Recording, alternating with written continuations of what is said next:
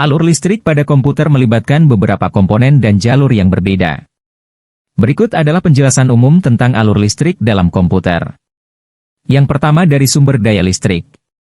Komputer biasanya terhubung ke sumber daya listrik eksternal, seperti stop kontak atau power strip. Sumber daya ini menyediakan pasokan listrik yang diperlukan untuk mengoperasikan komputer. Setelah menyambungkan ke sumber daya listrik atau stop kontak, kemudian akan langsung terhubung ke power supply unit, atau biasa disingkat PSU.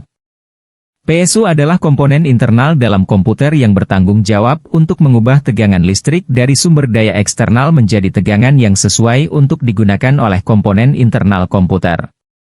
PSU menghasilkan tegangan yang stabil dan disalurkan ke komponen lainnya dalam komputer. Kemudian dihubungkan ke motherboard.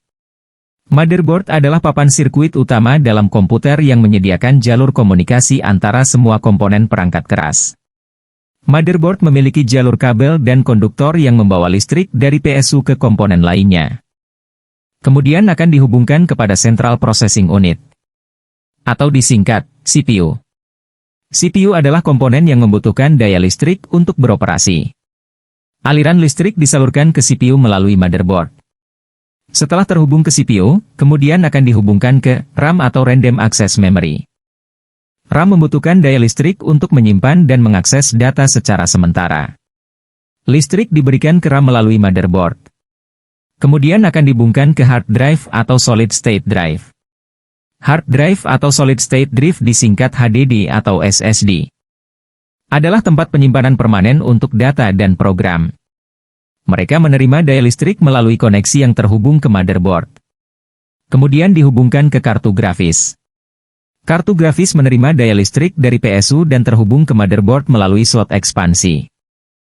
Ini memungkinkan kartu grafis untuk menghasilkan output visual yang ditampilkan di monitor. Kemudian pada tahap akhir akan dihubungkan dengan periferal. Periferal seperti keyboard, mouse, printer, dan speaker menerima daya listrik melalui koneksi yang terhubung ke komputer, seperti USB atau port khusus. Selama alur listrik, komponen-komponen tersebut menerima daya listrik dari PSU dan menggunakan listrik tersebut untuk beroperasi sesuai dengan fungsi masing-masing.